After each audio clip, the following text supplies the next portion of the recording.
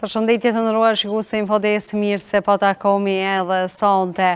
E nisëm mëngjesin e sotme me një ngjarje të rëndë e cila ka ndodhur në Gazat e Austrisë rreth orës 10 të mëngjesit. Ka pasur të shtëna armësh në një shkollë ku raportohet se kanë humbur jetën 9 persona dhe disa të tjerë kanë mbetur të lënduar, ndërkaq që sot ka vdekur edhe ish kryeministri i Kosovës nën azil, zoti Bujar Bukoshi, i cili përballet me një sëmundje goxha të rëndë tash e një kohë në moshën 78 vjeçare, ku pati ngushëllime edhe nga presidenti i vendit, po ashtu edhe nga zyrtarë të tjerë politik në vend, ku njëri prej tyre ishte edhe kryetari i Partisë Demokratike të Kosovës, Memduh Krasniqi, po ashtu edhe kryetari i Lëvizjes Vetëvendosje Albin Kurti, ndërkaq pak ditë pas ndalimit të ish policit Arnor Spahiu me 7 qershor, në Serbi, aty është caktuar masa e paraburgimit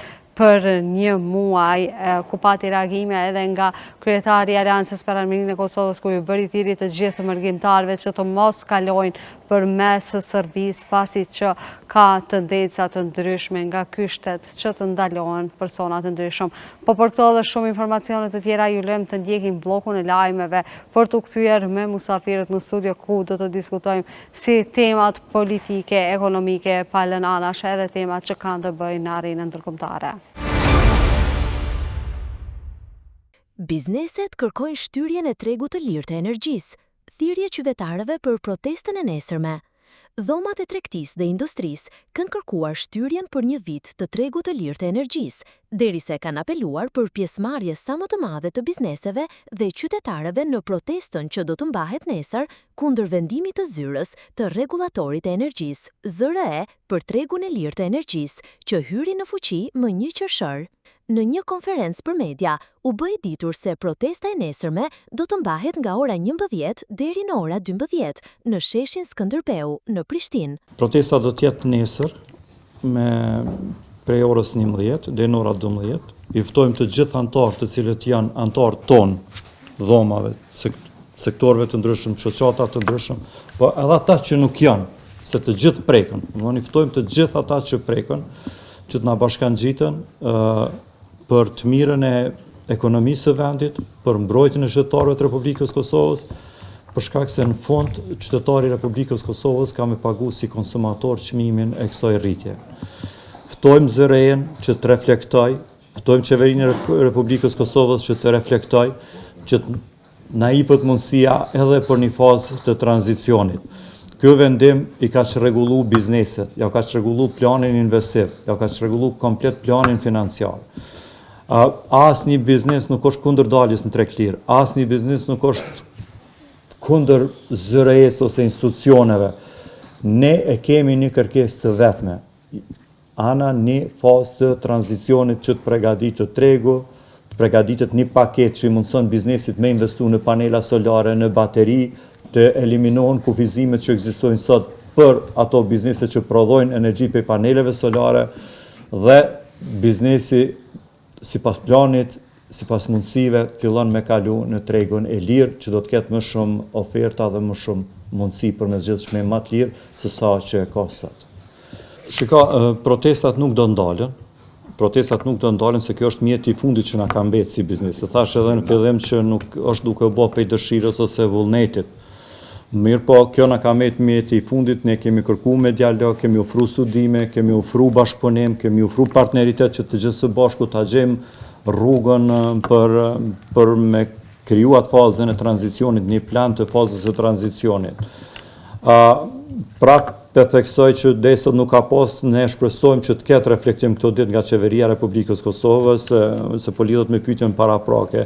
Keku është i vetëdijshëm që 60 ditë ka me të furnizu, mirë po mbas 60 ditë ati, si me thoni, pushon obligimi ligjor me të furnizu. 143.000 familje janë pyetje. Kështu që nuk është, biznesi është para sfidës ndoshta më të madhe prej vitit 99 sot. Mi 99% e të bizneseve nuk kanë arrit marrëveshje, sepse nuk janë të kënaqur dhe e din pasojat e kësaj marrëveshje. Dhe na ftojmë qytetarët së pari, se cilët do të jenë të afektuar më shumti, të Republikës Kosovës që punëtorët dhe bizneset që nesër të gjithë të dalim në shesh dhe të protestojmë për këtë veprim të shpejt.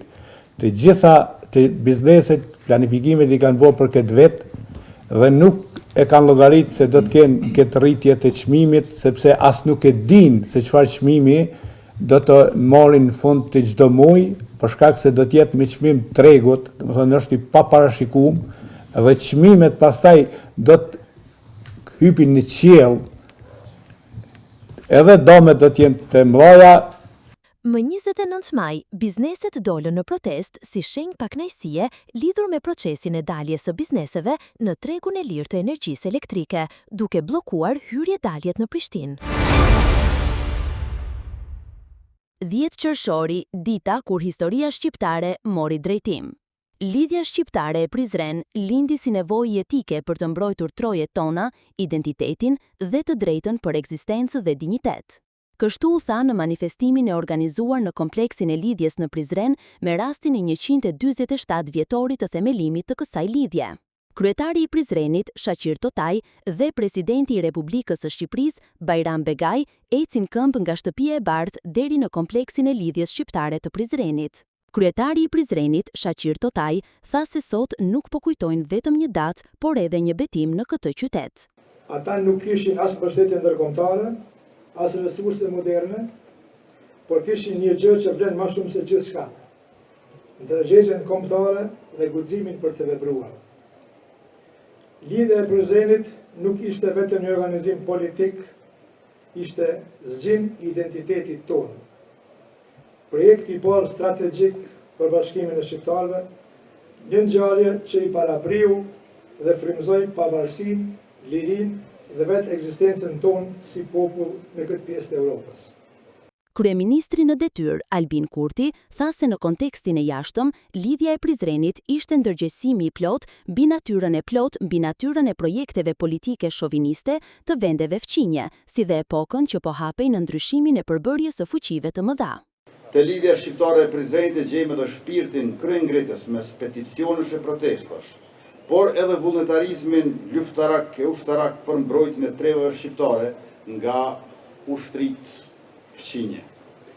Te lidhja shqiptare e Prizrenit gjejmë edhe aftësinë e kapacitetin e shqiptarëve për të vetëqeverisur e për të vetëvendosur, por edhe aftësinë e tyre politike për të pozicionuar ndaj zhvillimeve politike ndërkombëtare të kohës. Presidenti i Shqipërisë, Bajram Begaj, ka thënë se 10 qershor 1878 ishte, është dhe do të mbetet themeli politik e shpirtëror i Bashkimit Kombëtar dhe dita kur filloi lëvizja për pavarësi kombëtare.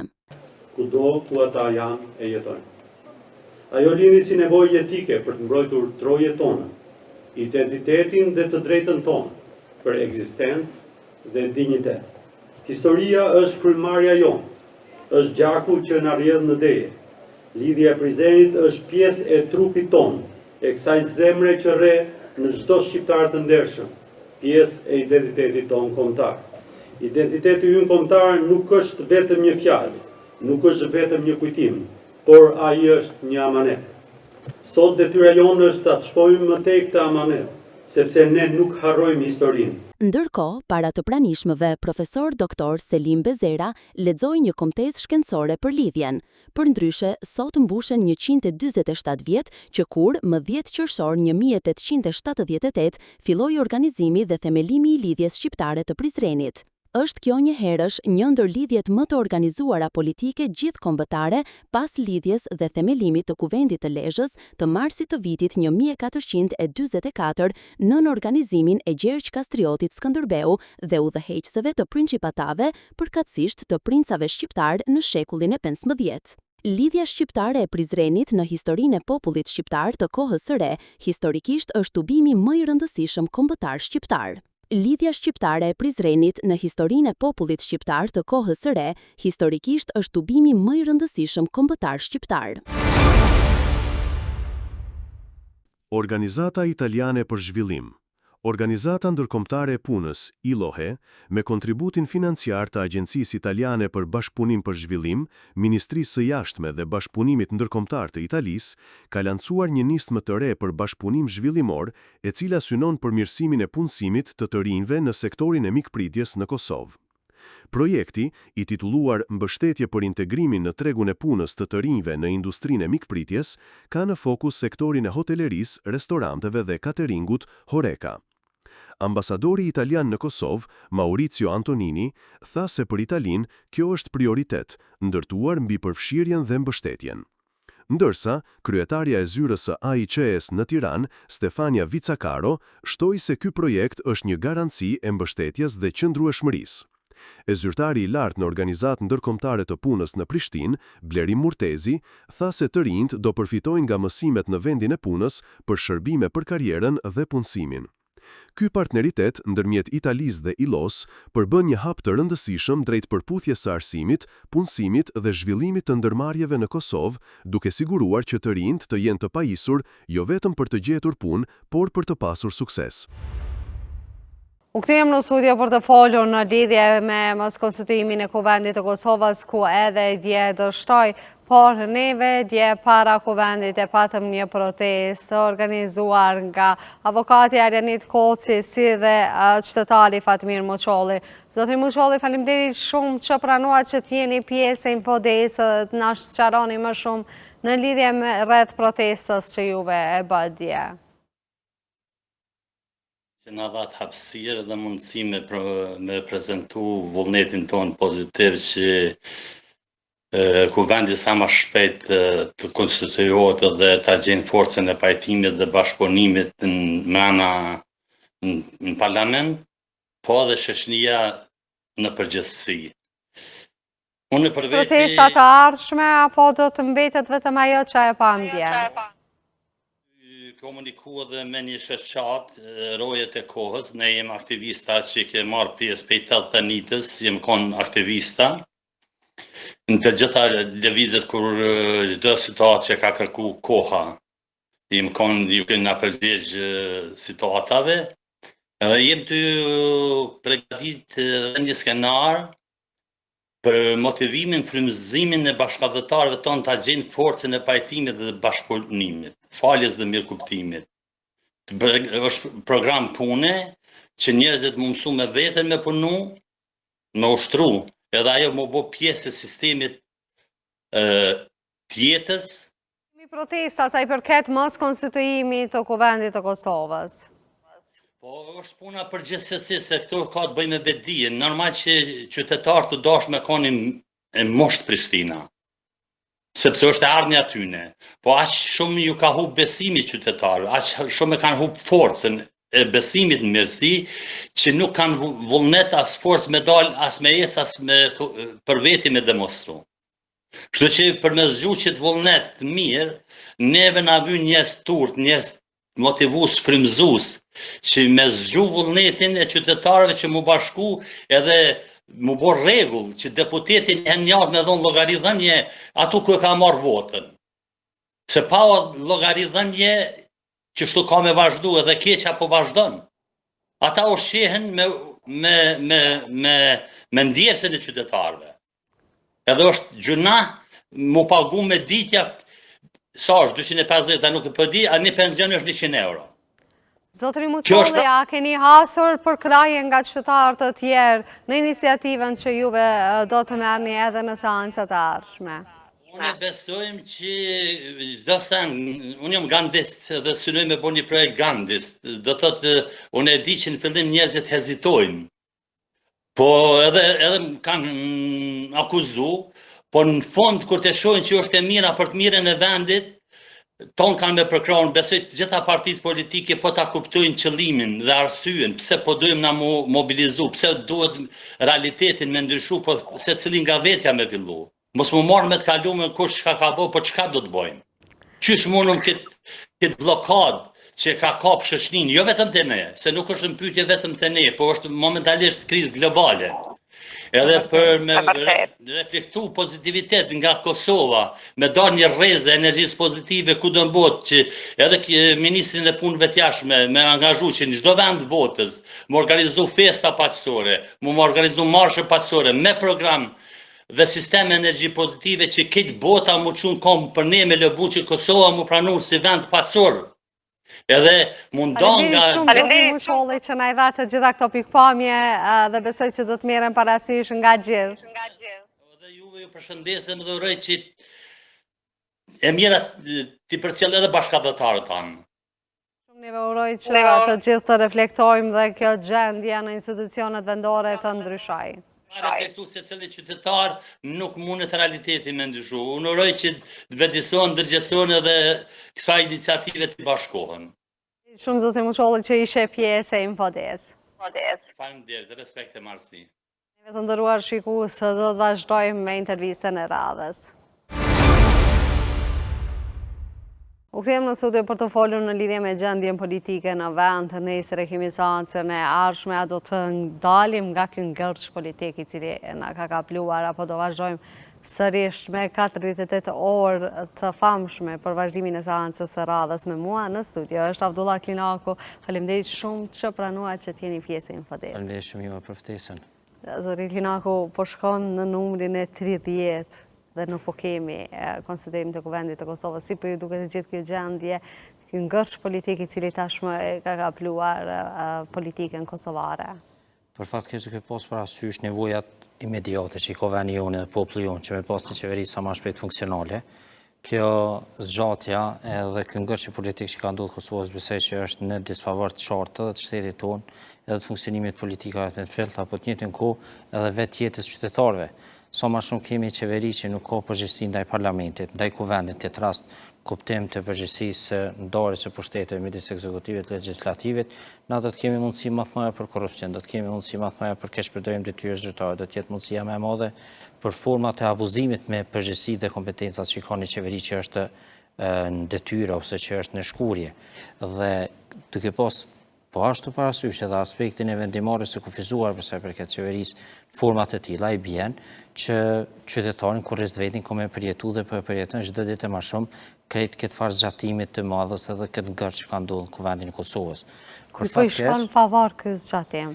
Besoj që cilës parti po i konvenon kjo zgjatje i mos konstituimit? Unë konsideroj që përgjegjësia politike buron prej forcës politike. Ata që kanë më shumë forcë politike ose që kanë mbështetje më të madhe elektorale është përgjegjësia më e madhe tyre. Është pjesë e natyrshme edhe në pjesë, si më thon kështu, të përgjegjësia të kulturës tonë dhe traditës sonë, i ka taku përgjegjësia gjithmonë më të madhe për me ruajtur ekuilibrin ose për me ruajtur qetësinë çop brenda shtëpisë ose brenda familjes. Pra i madhe është përgjegjës për me ndërtu urat e bashkëpunimit me ata që janë më të vegjël. Nuk është një përgjegjësia politike sikur ajo që ka poezon këtë rast 48 deputet sikur dikur tjetër që mundet me pas numër më të vogël të deputetëve. Është në rregull me thonë që edhe tjerë kanë përgjegjësi, por kjo përgjegjësi ndahet në përpjestim me mbështetjen popullore që e kanë pas partitë politike në zgjedhjet e fundit edhe që e kanë tani me përfaqësimin e kuvendit të Kosovës.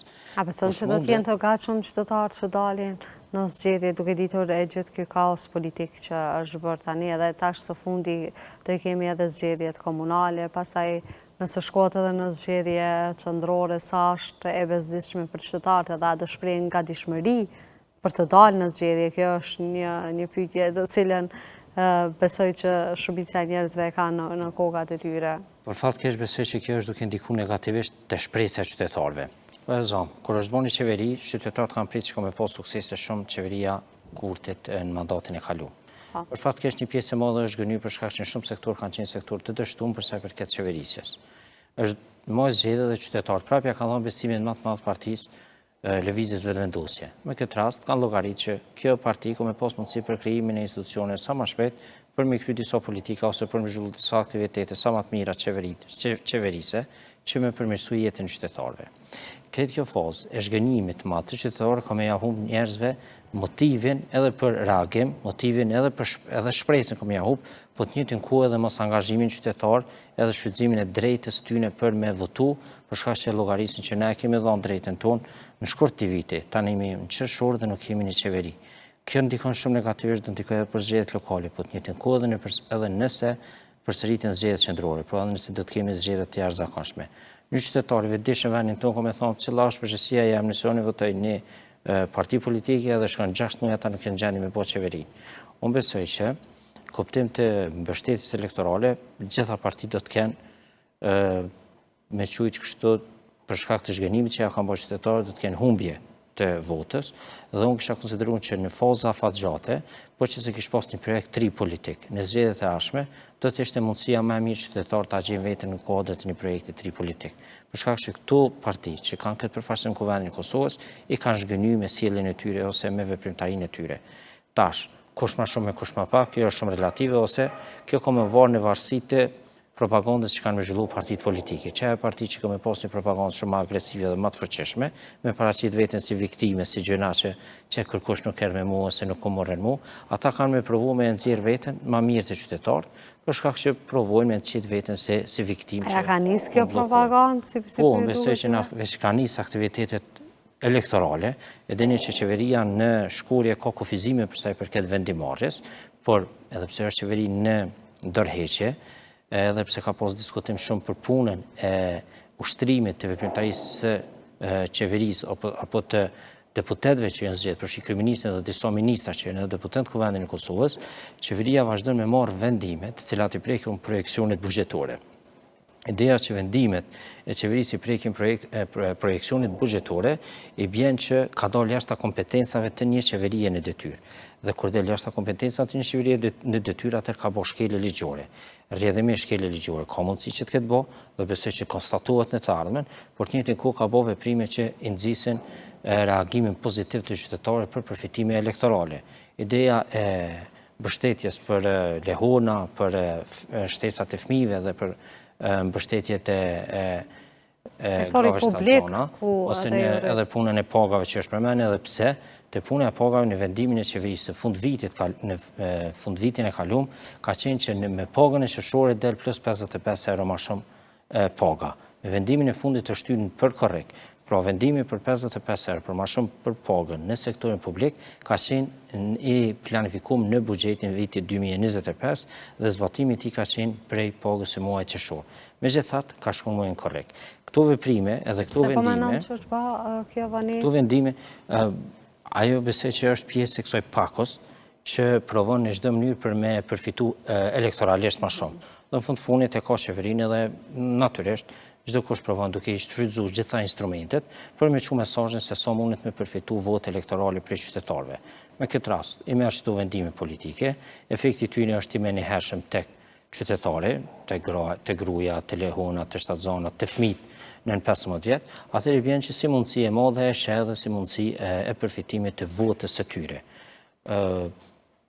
Tash sa është juridike ose sa është ligjërisht e drejtë, unë besoj që është jashtë kompetencave të qeverisë.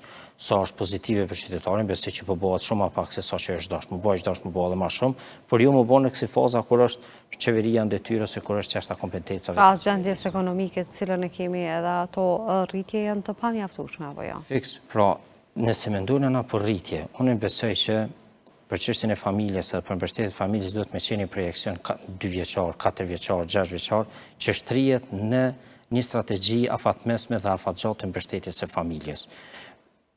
Mbështetjet e tilla që derdhen me vendimet të qeverisë për momente të caktuara, më shumë mundësi e përfitimit elektoral, sesa që një mbështetje përmbajtësore familjeve. Mbështetja përmbajtësore familjeve kishte me qenë kur të planifikon që brenda 2 viteve të ardhshme, ka me urrit projekcioni buxhetor për mbështetjen e shtatzonave, personave me nevoja të veçanta, pensionerave, rasteve të ndryshme brenda familjes, fëmijëve, mbështetjen e lindshmërisë prej një fëmije në 2, 3 me tutje, se si planifikohet mbështetja financiare që kanë vendet të cilat dojnë për me arrit natalitetin brenda vendit vet, atëherë ky projekcion duhet të ndërtohet shumë qartë, edhe një qytetar e din që brenda 2 viteve, 4 viteve, 6 viteve, këto janë mbështetja që ja jep pushtete për sa i përket mbrojtjes ose mbështetjes së familjes. Unë besoj edhe na kemi fol pothuajse që 2 vite që për sa i përket mbështetjes financiare të familjes duhet me pas një projekcion buxhetor deri në 40% të buxhetit që mbështetet familje, duke filluar prej personave të veçanta, personave të shtyrmosh, grave shtatzana, lehonave, fëmijëve deri në moshën 18 vjeçare, e deri tek mbështetja e grave për biznese apo për startupe ndryshme, për me pas mundësi që përveç këtyre tyrave që vijnë si rezultati vendimit për mbështetjen e familjes, njëjtën kohë me qenë edhe tyra që krijohen ose që gjenerojnë tyra të reja. Dhe gjenerimi i tyrave të reja bëhet kur ti mbështet anëtarët e familjes me projekte biznesore. Nëse mbështeten me projekte biznesore atëherë edhe ke mbështet familjen për me pas qëndrueshmëritë vet, po të njëjtën kohë familja ka më gjeneruar edhe tyra të tjera edhe për mbajtjen e vetvetes, po të njëjtën kohë edhe për mundësinë e punësimeve të tjera apo edhe në përgjithësi qarkullimin e mjeteve brenda vendit. Kjo besoj që do të kishte qenë një formë më e mirë për mbrojtjen e familjes, një projekcion i qartë buxhetor, një projekcion i qartë juridik e ligjor dhe të njëjtën kohë kjo mbështetje financiare me qenë planifikuar në kuadër të një kornize afatmesme dhe afatgjatë për familjen.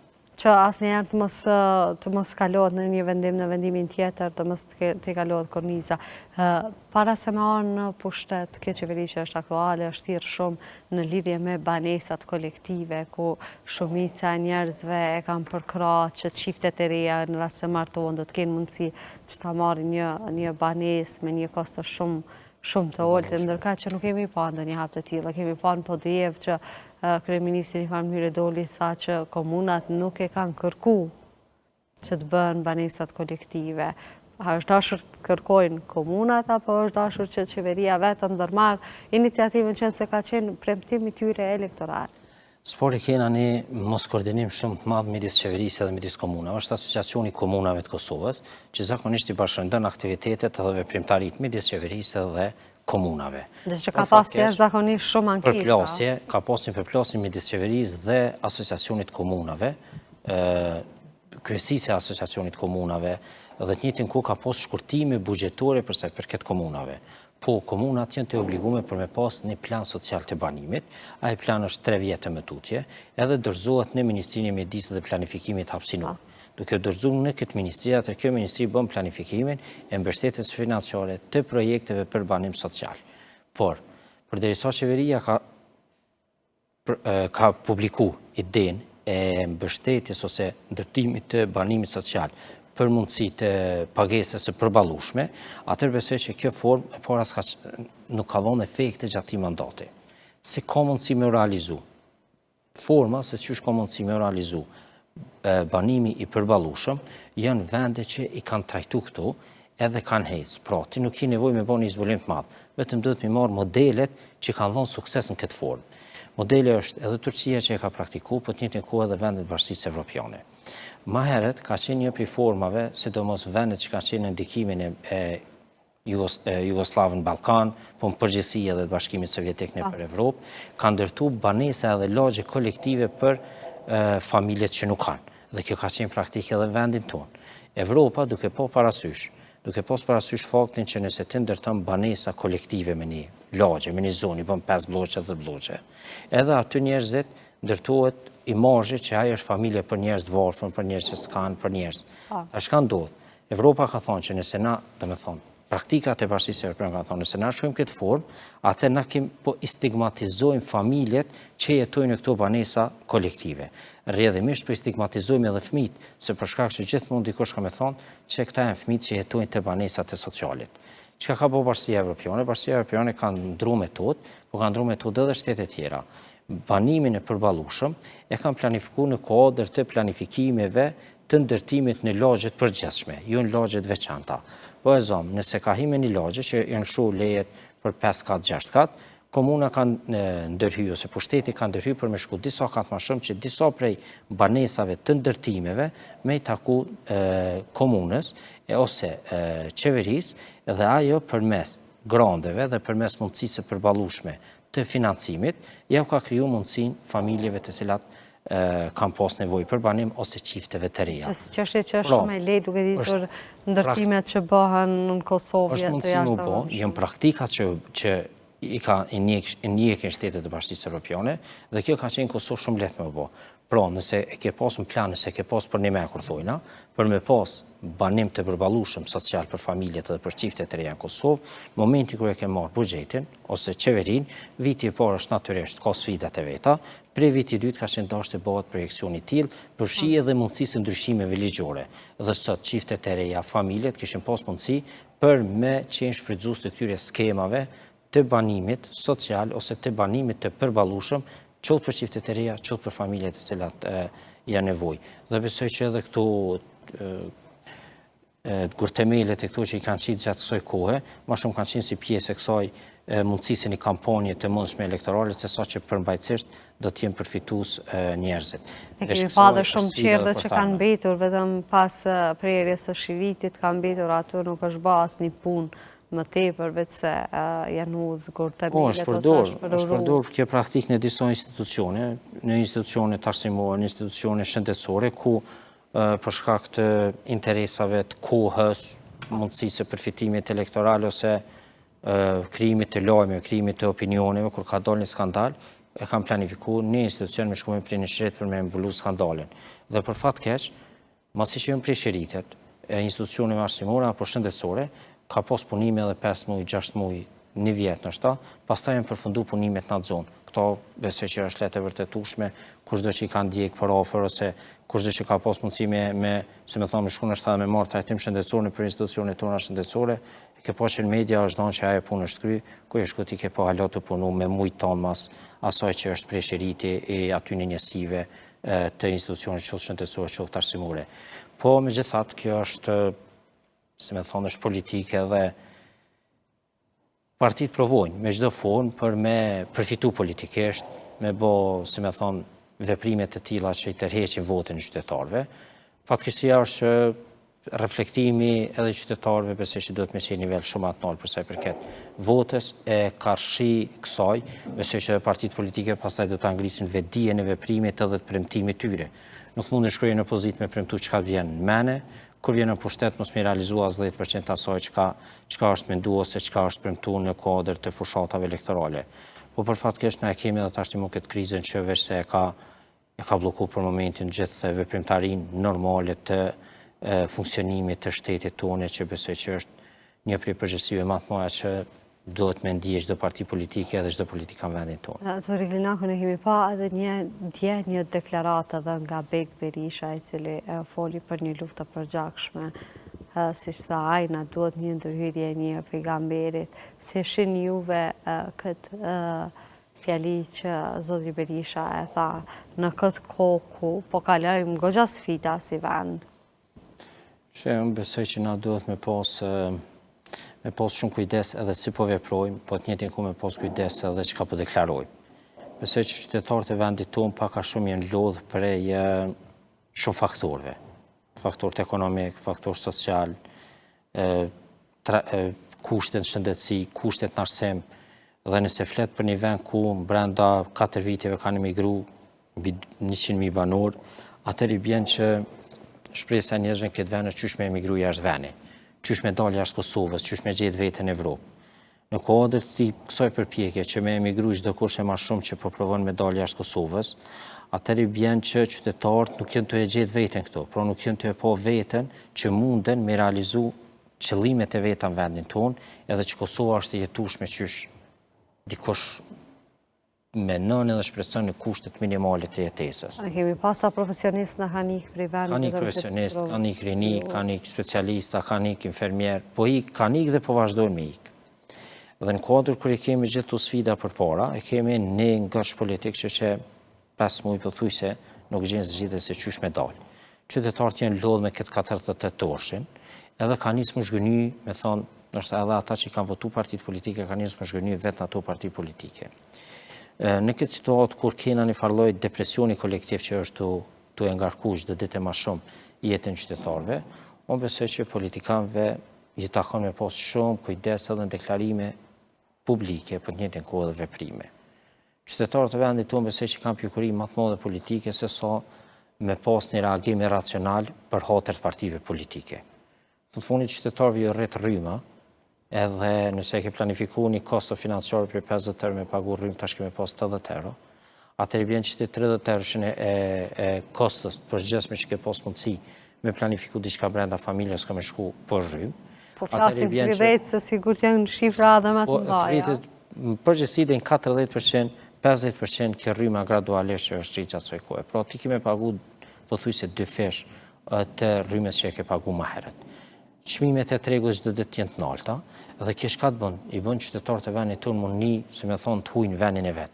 Me ndjej çdo ditë më shumë vështërsitë e jetesës normale në vendin e vet. Shto kësaj me bëmë pas një problem shëndetësor që do është nështë ta me shit pasunie, me shit toke, me shit shtëpi për me gjetë trajtimin shëndetësor jashtë vendi, ose për me mbulu me borna idenë e trajtimit që kanë shumë pacientë në vendin tonë. Këtë kjo bën që duhet me pas shumë kujdes edhe politikanë besoj, edhe që shpo veprojnë edhe që shpo flasin. Por, shqiptarët besoj, qytetarët e vendit tonë janë të po që për ta politika nuk ja vlen as me pas zhagderdhje, as me pas fjalë me njëri tjetrin. Dhe në kodër kësaj është i tensionuar përgjithësia ambienti politik, por për fat keq një bën një farë ndarje. Politika edhe politikanët dhe partitë pothuajse janë mbyllë një farë rrethë vicioz, edhe janë të jetuar në atë rrethën vicioz, pa kon prek nështë edhe realitetin se çysh po jeton një pjesë e madhe qytetarë të vendit tonë. Ne nuk po themi që qytetarët e vendit tonë janë të jetuar në kushte mizerie. Por shpresa si ka qenë dhe mundësit që janë, qytetarët për ja ushtën, si me thonë, dëshiren, ose për ja kryon mos mundësit për me jetu në vendin e vetë dhe përdojnë për gjithë ditë e ma shumë përkëshyrë me dalë jashtë vendit vetë. Pro, në këtë ambient, gjithë deklarim që mundet me nëzit ose me shtu dyshimin qytetarëve, nda njëni tjetrit, nuk besoj që është shumë në funksion pozitiv. Unë e kuptoj që deputeti Berisha e ka thonë në kuptim të gjendje stronë që përjetojme në përgjithësi. Por, prapë se prapë, besoj që duhet me pas shumë kujdes se qysh deklarohemi, e ma shumë kujdes se qysh po veprojmë. Të nëse edhin që qytetarë vendit unë që 30 është propozu Albolina Agjio për kryetare të kuvendit, edhe nuk provohet për me gjetë një zgjidhje, atër çfarë shpresë pret qytetari për këtyre partive politike. Unë e di që ta ashtu parti politike janë të prit gjithani opinion të gjykatës kushtetuese, se si ka me dalë dhe në bazë të atij opinionit të gjykatës kushtetuese, besoj që do të reagojnë edhe në kuptim të ndërrimit të qëndrimeve të tyre politike. Por këta 5 muaj, këta 6 muaj, kush kom i kompenzu? Këta mendojnë që nuk është dert i madh kjo punë, por kjo dert e ka vetëm një emër. Mundësi e keq përdorimit të pozitave zyrtare të njerëzve që janë në qeveri gjatë kësaj kohe të kësaj amullie. Keni po që për ditë ka konkurse ku zyrtarët politik janë duke përgatitur vetvetes e konkurse për me dalë në zyrtar publik. Pra është në kabinet, shpall konkurs edhe del në departament, do të thonë departamente të ndryshme të ministrive ose të agjensive. Kështu siç edhe pa nëpër media lajmet që disa nga zyrtarë të ministrive të ndryshme dolën. Kjo është ndodhur, do të thonë, kjo është koha kur e sheh vetën, apo do me vazhdu në politikë, nështë ta muj me gjetë vetën, nështë ta s'muj me gjetë, hajde e ki instrumentin, një në krytë ministrisë, shpallë një konkurs edhe delë si zyrtar publiku e me një kontratë përhershme.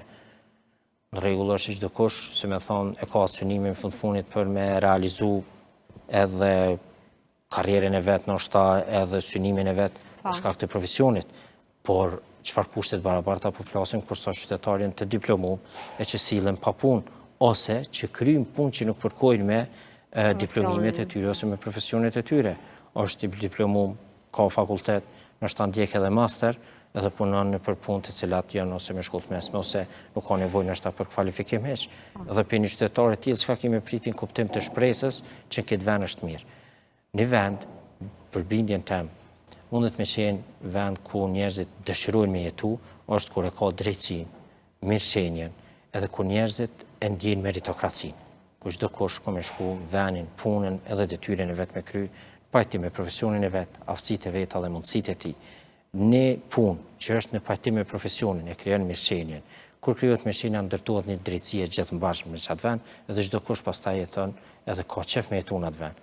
Por çka shumë njerëz tonë, shumë tri tonë dalin nëpër Evropë, shkak se llogarisin që e gjojnë mirëqenien, llogarisin që e gjojnë një rrugë të mjaftueshme, e llogarisin që e gjejnë një mundësi për trajtim cilësor shëndetësor edhe një arsim për gjeneratat e tyre tashme. E jo me punu kamarierë ndërkohë që ti ke kry master në një fushë të caktuar, ashtu si që ndodhë shumicën e të Ka shumë tri, ose punon kamarierë, ose shkort master ka që punon profesionin që lidhje nuk ka me diplomimin ose me kvalifikimin e tij.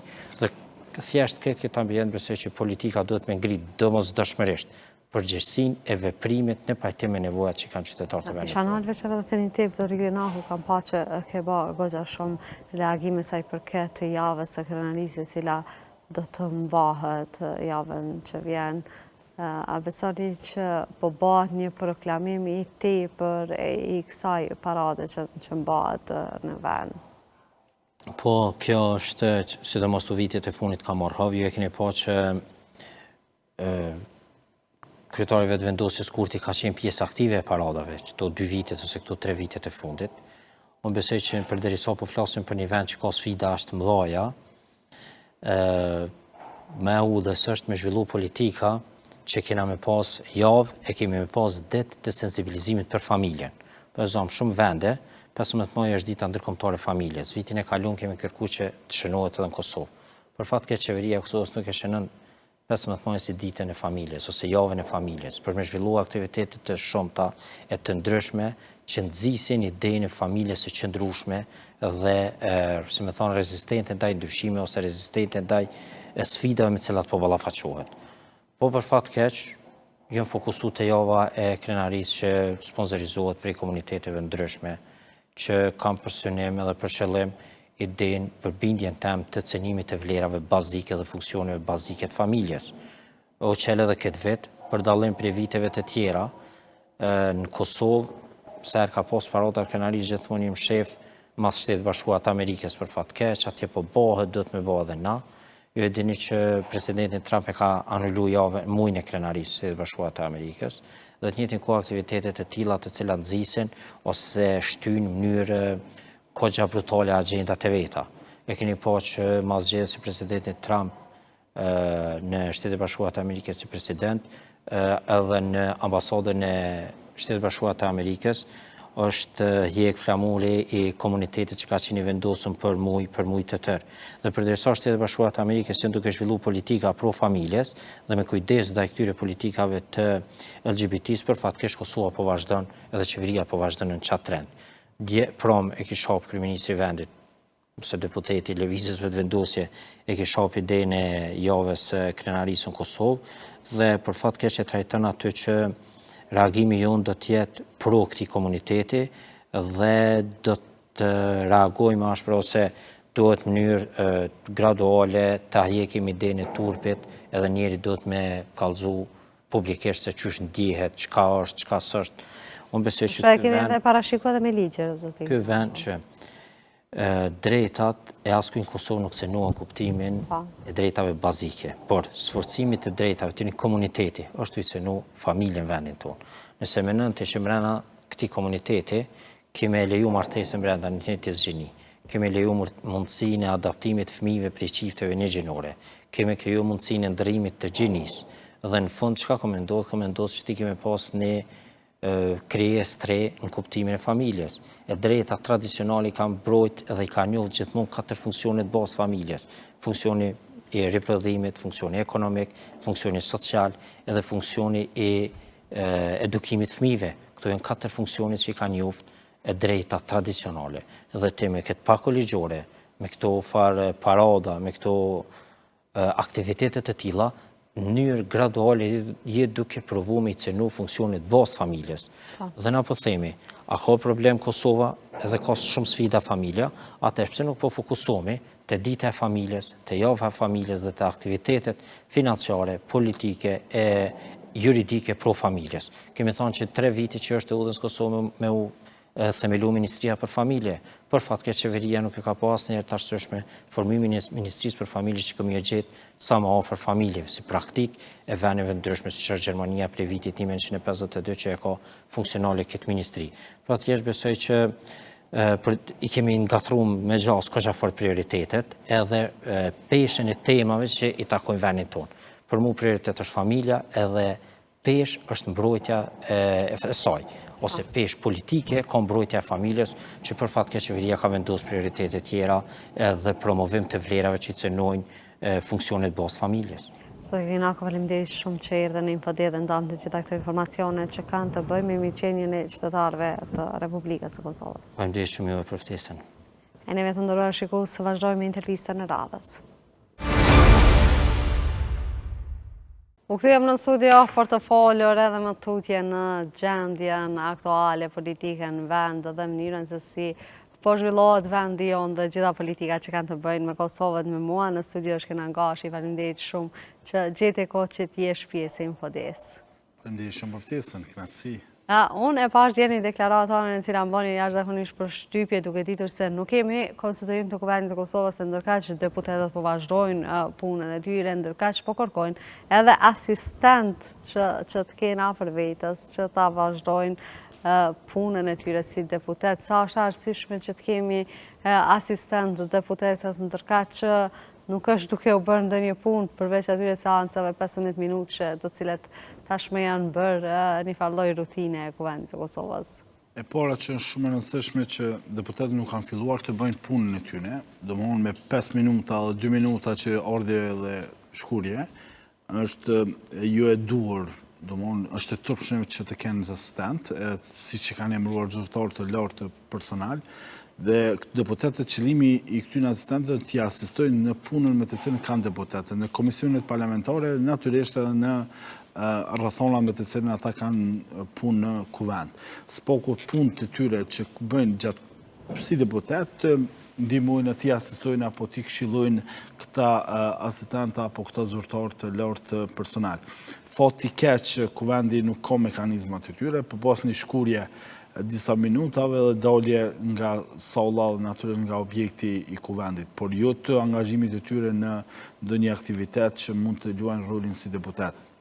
Deputeti pas që ka marrë betimin, asgjë deri më tash nuk kanë parë një deputet që ka bërë një çështje të tillë.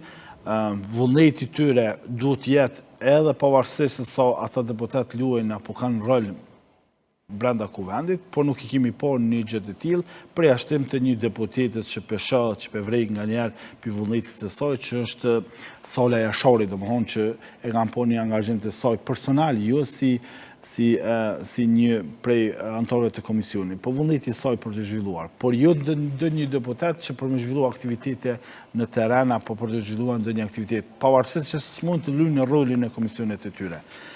Kur e kam parë që deputetët kanë propozuar dhe kanë dhënë emrat e tyre të asistentëve, është brendgose dhe shqetësuese me të cilën ata e konsiderojnë paraon publike edhe kështu në rolin e tyre pa qenë funksional në punën me të cilën ata ka japin edhe se mund të kenë në punë të tyre si deputet.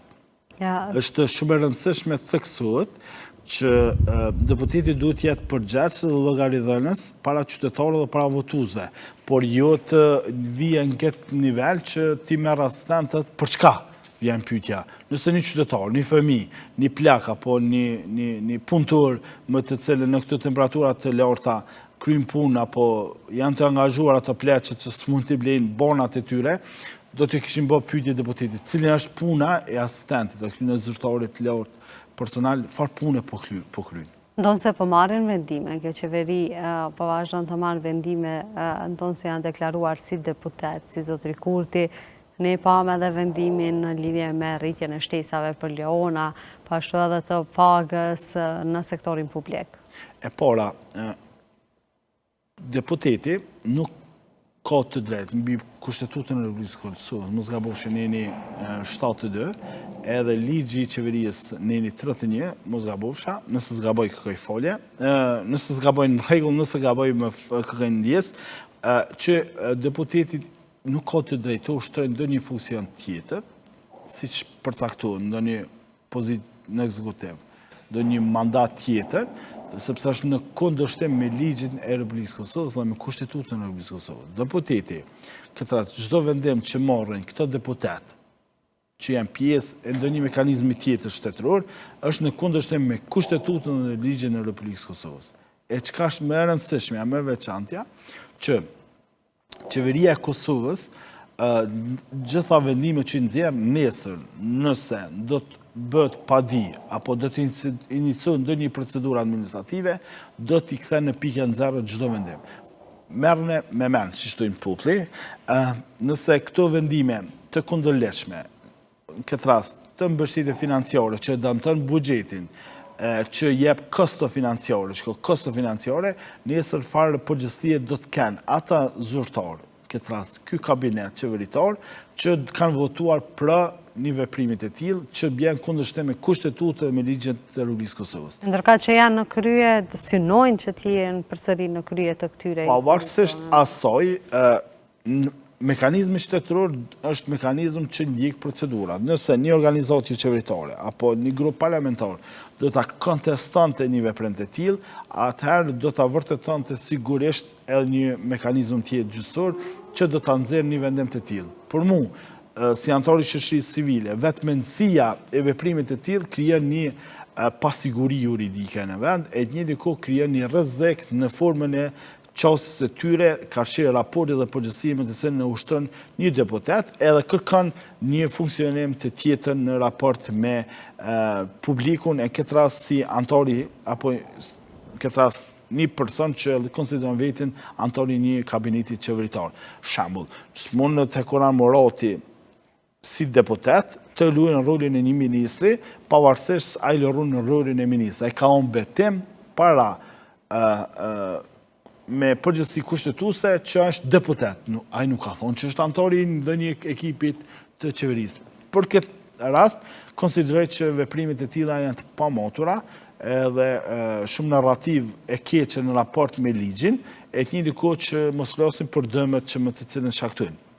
Po pavarësisht kësaj, qeveria duhet të bëjë planifikime buxhetore që në buxhet, në draft buxhetin, në të njëjtën kohë në diskutimet, duhet të planifikojmë edhe këto projekte me të cilën i ndonë për një kategori të tillë. Nuk jemi kundër pse i ndonë, sepse është e nevojshme e domosdoshme, po duhet të ndjeken procedurat dhe duhet të bazohen në ligj për të qenë edhe për të janë të përfshirë në procedurat e buxhetit dhe projekt buxhetit në një të kohë ligjit të buxhetit, sepse në fatkeqësisht nuk janë planifikuar në Po pse po bëhet kjo pikërisht në këtë kohë? Me thonë pafsi e papjekuri është ndoshta pak me thonë që është e tillë, po është e turpshme nëse ligjin dhe veprimet e tilla janë në kundërshtim me bazën kushtetuese dhe ligjore, kjo është një papërgjithësi e tyre.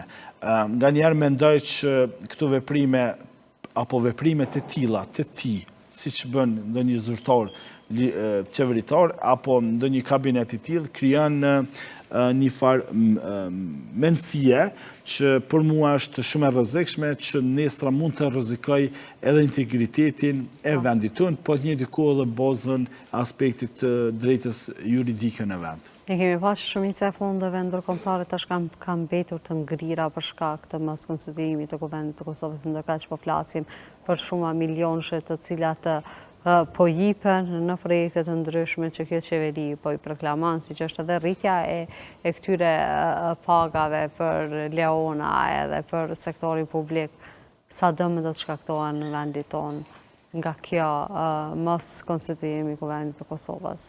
Qeveria është shumë e rëndësishme në këtë vend, se si kjo qeveri ka po pozicionin e vetë, rolin e vetë në raport me interesin publik. E para, Kosova ka një mos ndërkombëtare për shkak që mosveprimet edhe mos koordinimin e duhur në raport me ndërkombëtarët, në këtë rast me Bashkinë Evropiane, ka vënë mosa, e të njëjtën kohë ka shkaktuar këto mosa, kanë shkaktuar një problem zhvillimor ekonomik edhe të projekteve tjera që janë shumë të rëndësishme në fushën e rinisë, mjedisit, të demokracisë në vend. Si shkaktori kësaj, kemi parë neglizhencën e mosveprimit të tyre në raport me një mos të tillë.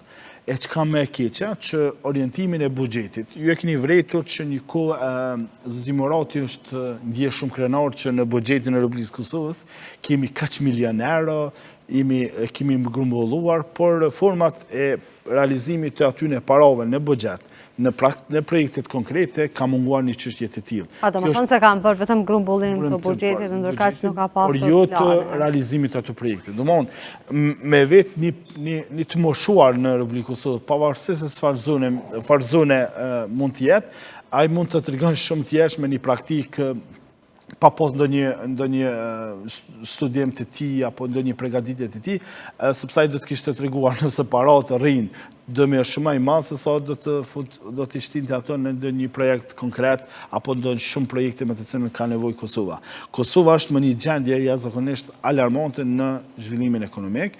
Ju e shihni çdo ditë, në çdo kohë kemi projekte me të cilën janë penguar për shkak të realizimeve të rëndësishme që mund të ketë në interesin publik.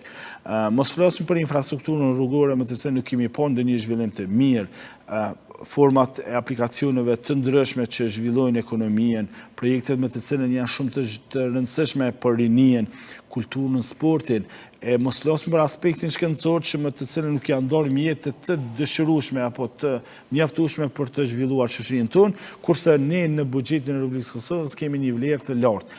E çka më e keqja për vitet të tëra, qeveria ka ndarë projektet që përfshin projekte të tilla sociale, që më shumë ka krijuar dëme se sa ka krijuar zhvillim edhe përmirësim, por natyrisht shumë qytetarë kanë pritur me gëzim në një mbështetje të tillë, ka kënaqur një qytetar me 100 euro apo 200 euro, por çka krijuar ka zhvilluar një mendësi të dembellakit, si thojmë populli, dhe natyrisht këto qytetarë nuk kanë arritur të përmbushën.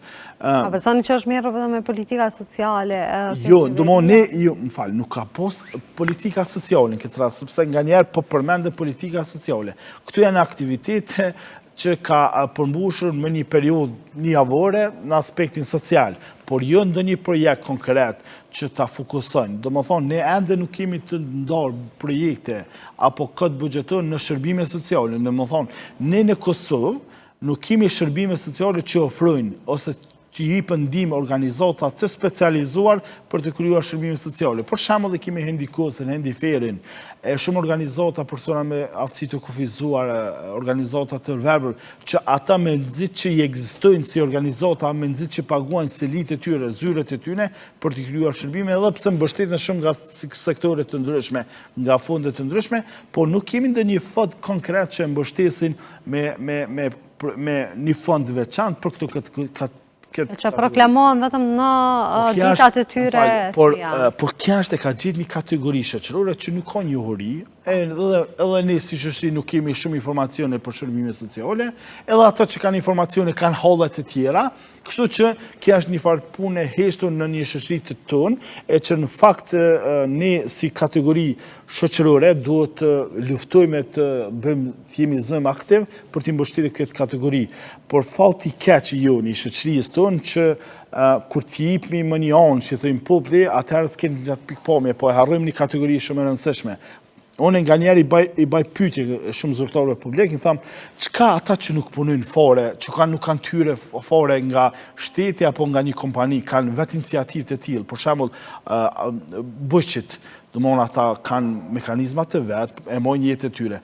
Më tregoni, cili është për subvencionimi i orave që mbjellin ata, cili është një mekanizëm që për shembull zyrtarët publik shpesh janë mbështetur me vlera të larta, po cili është mbështetja që ka dhënë aty në qytetarëve, aty në fermerëve, aty në bujqve, me të cilën duhet të mbështetet në aspekt financiar, për shembull, kanë shenare kanë dhënë, fermerëve kurrë kanë dhënë para, as në kohën e pandemisë, as pas pandemisë. Cila është mbështetja aty në? Domthonë ti ke pris shumë rezultate api aty në komunitetit, po fare nuk i ke mbështetur në gjërat e tilla. Këtë kia, i bje që ne në imagjinatën tonë kemi iluzione të mira, por veprime në fusha të ndjeshme, specifike, nuk kemi. Ose, po vlasme në një kategori shumë të rëndësishme, mjedisin. Mune të më tregon, cili zyrtari i shtetit ka marrë mosa konkrete në përmirësimin e jetës në mjedis, ose në fushën e pyjeve. Ne kemi pas degradime të pyjeve, degradim të mjedisit, por në përmirësim do një projekti konkret. Çdo qytetar pagun toks ekologjike nga registrimi i automjetëve, toks rrugore me mbrojtjen e rrugëve. Hajde po im poshtrimin në territorin e Republikës Kosovës, çuçi kemi gjendjen e rrugëve, çuçi kemi gjendjen e mjedisit, e kemi të merr e çka më e keqja që këtu kanë shkaktuar dëme shëndetësore. E vërtetë, në disa komuna pra ku është proklamuar që do të ketë gjithsesi projekte në mbrojtjet e mjedisit, nuk është bë kur gjo heq, janë proklamu disa dërujnë në disa vende, po kam betur ashtu shumica për tyre edhe janë tha, ju si rjeti OJQ-ve Avonent merrni kryesisht me monitorimin e komunave të Kosovës, tashmë presidentja ka shpallur datën e zgjedhjeve, si i ka gjetur komunat e Kosovës, a kanë arritur që të implementojnë planet e tyre, apo ka keq përdorime të detyrave të tyre zyrtare, shumë zyrtarë të cilët punojnë në këto komuna, me qenë se juve specifikisht merreni me këto çështje. E para, presidenti i Republikës Kosovës është dashur të shpallë zgjedhjet 2 muaj më herët, sepse jemi në 4 muajshin e fundit të mandatit me të cilin ka kryetar të komunave, edhe unë besoj që është vonesa më e madhe që mund të kish bërë në këtë proces. Është shumë e rëndësishme që presidentja para 2 muaj të kish shpallë zgjedhjet dhe të ndaloj veprimet e komunave me të cilën kanë mund të qenë në kundërshtim me ligjin. E para, komunat apo vendet e komunave kanë proceduar shumë çështje të rëndësishme në këtë periudhë, domthonë këmbimin dhe shpronësimin e pronave që krye këpot sipas ligjit mbi veçërisë, ka dhe ligjit të veçanta për këmbim pronave, e përcakton që 6 muajshin e fundit pas shpalljes nga presidenti i zgjedhjen. Në këtë rast, presidenti është zhvannuar në këtë rast, e komunave ju ka dhënë të drejtë, e që në fakt nuk është dashur të jepë një drejtë e tillë, sepse është një vonesë e tillë.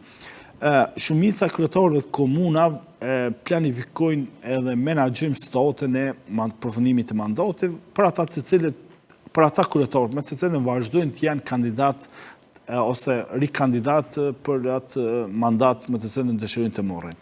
Shumica e komunave të Republikës Kosovës në këto muaj të fundit apo në këtë mandat të fundit nga janari e sipër kanë zhvilluar projekte edhe kanë planifikuar projekte për të promovuar e për të reklamuar vetveten në raport me publikun. E që kanë shumë e rëndësishme... Që ndodh zakonisht fatkeqësisht. Që ka më shqetësuese që shpeshherë në këtë formë, në këtë periudhë, bën keq menaxhimi edhe shumë veprimet në kundërshtim me ligjin. Ne kemi parë që zyra kombëtare e auditimit ka filluar të publikojë raportet të auditorit për komuna për institucionet e Republikës Kosovës, e njëra prej tyre është bërë publike, domthonë është dalë publik në komunën e Prishtinës, që është e tmerrshme nga ajo që ka lexon, e lemo nga ajo që ka kupton. Për mua do të jetë shqetësuese si ata kryetar komunave dolin para publikit me përgjësien si kryetar, si zyrtar kryesor administrativ, që i takon përgjësia direkte dhe indirekte mbi supët e tyre, mbi përgjësien që kanë në mandatin e tyre, dhe që kanë përgjësia dhe penale ndaj veprimet që konstaton apo nxjerr rekomandim.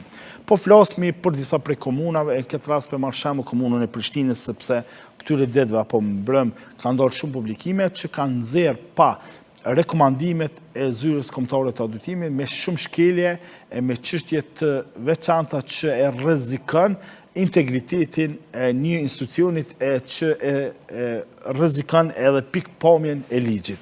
Domthonë, ne kemi pa në raportit auditorit që ka gjetje të çështjeve shumë të rëndësishme në keq menaxhimin e parave publike, në procedurat që kanë bërë veprimet të kundërshme, që janë bërë në kundërshtim me ligjin, e që më keqe asoj që janë vlerat të larta të aspekti financiar. Kjo është më shqetësuese se si ky kryetar, domthonë që pretendon me qenë kandidat për kryetar komune, ka një gjetur apo ka gjetje të reja, 12 të reja, 14 të përsëritura, e çka është më e keqja një e gjysmë e përsëritur.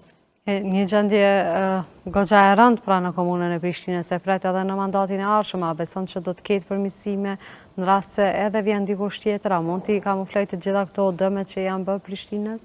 Qëre, kryetarët e komunave kanë mandat, kanë kompetencë të përmirësojnë rekomandime dhe të mirën me trajtimin e rekomandimeve. Kjo është përgjegjësi e tyre, sepse ligji dhe kushtetuta jep të drejtën këtë mundësi. Nëse një kryetar i mirë është efikas përgjegjës, dhe ka detyrime ligjore dhe obligime ligjore në shumë lehtë me qeverisë. Vetëm duhet të respektoj ligjin, të bëj planifikimin në harmoni me ligjin, të jetë me një mendësi pro-qytetare, pro-interesit publik, dhe shumë letë është me funksionu me një pikpamje të zbatueshmërisë së ligjit, e që ka shumë rëndësishme të përfshin nevojat dhe kërkesat e qytetarëve në interesin e qeverisjes ose planifikimit të tjerë. Por shumë pak kryetar kemi që shohin në interes publik, në interesin e përfshirjes së tyre në planet në strategjitë e punës të tyre. E që kja po ballafaqohet institucionet apo mekanizmat kontrollues siç është zyra e kombëtare e auditimit, që gjithherë janë rekomandimet apo gjetjet janë në rritje më sipërme. E kjo është shqetësuese jo vetëm për mua si anëtar i shoqërisë civile, si monitorues, si ulëmtues të institucioneve,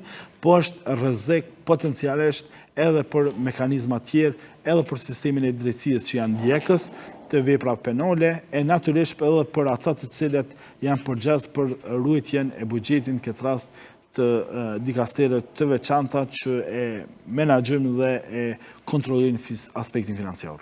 Zoti Gashi, faleminderit shumë që erdhën në Infodel dhe ndam të gjitha këto informacione që kanë të bëjnë sidomos me komunat e Kosovës, meqense tashmë po na presin në zgjedhjet e reja lokale. Financiisht e faleminderit shumë.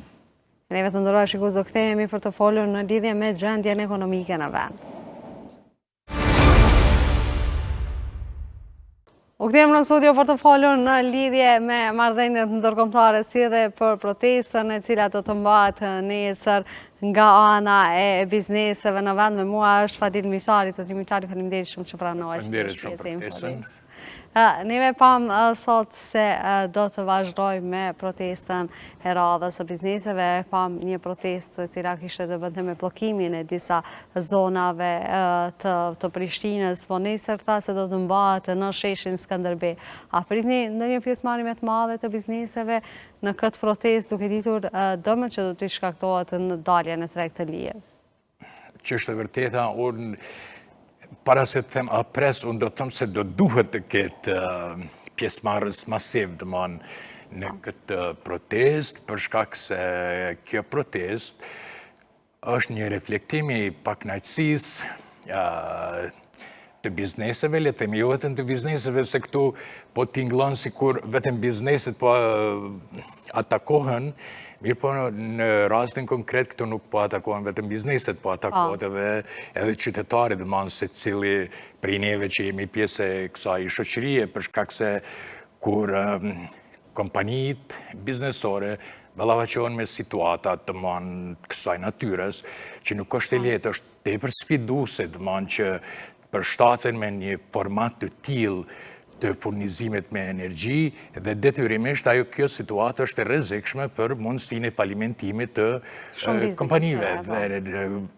A priori, kjo e afekton qytetarin sepse është një numër ndoshta mbi 150.000 ose më tepër se sa 150.000 njerëz që janë të punësuar tek kompanitë ose korporatat ku pritet të afektohen dëman prej... Që do të zvoglohet besoj ky numër, duke ditur që shumë biznese dhanë edhe alarmante. Gjithsesi, pastaj kjo është efekt domino, dëman zinxhiri i efekteve negative që do të ndodhin, për shkak se detyrimisht ato për t'i mbulu kostot e energjisë, ato janë të detyruar dëman që t'i reduktojnë numrin e dëman punëtorëve të cilët i kanë të angazhuar në mënyrë që të arrijnë që të mbijetojnë.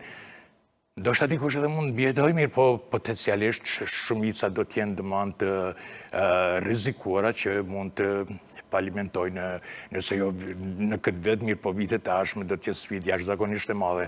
Prandaj duke i pas parasysh efektet negative, dëman që do të ndodhin tek bizneset dhe te vendet e tyre të punës, atëherë secili duhet të dalë dhe të reflektoj dhe të protestoj për ruajtjen e vendit të vetë të punës, sepse në fundit është mbajtja e familjes prej atij vendit punës. Dhe nuk është thjesht vetëm një kompani, le të themi që mund të tingëlloj, sepse vetëm bizneset ballafaqohen me një vendim të tillë.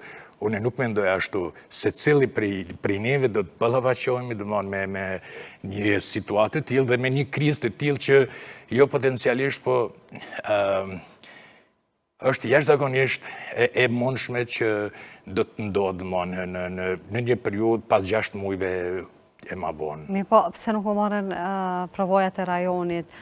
që nuk duhet të dalim në treg të lirë pa paralajmërime, pa i trajnu bizneset kosovare, që mos të shkohet të drejt për drejt dalja në treg të lirë, po duke ditur se nuk kemi edhe shumë kompani të cilat ofrojnë shqitjen, blerjen të energjisë elektrike në vend.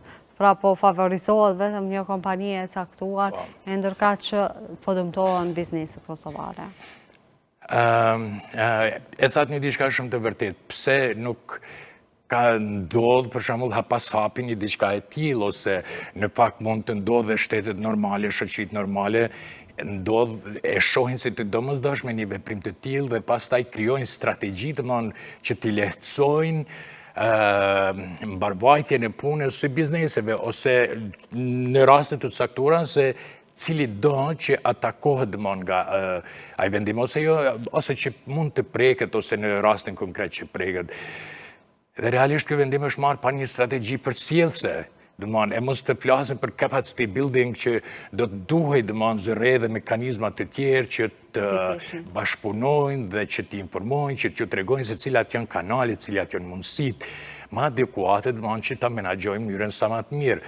Dhe forma është kërgja, le të themi arbitrare, kjo është vendimi ynë, gjenduni si të doni, dhe kjo nuk është pun e jona që t'ju ndihmojnë për të, le të themi, për të notu në një oqean ku ky vendimi i pozicionon ose i gjun kompani të caktuara, Aq më pak në periudhë ku nuk kemi as institucionet të formuara. Kjo gjithsesi, kjo që thash edhe në fillim është vendimet të cilat janë të rrezikshme për mirëqenien e qytetarit, zakonisht në vendet të cilat nuk janë të konsoliduara në shoqëritë jo demokratike, për shembull, ndodhin gjinden momente ose momentume ku ka krizë politike, ku ka ose në rastet krizë sociale ose çfarë do qoftë, që vendimet të cilat shkojnë në llogari të grupacioneve të caktuara, politike ose jo politike,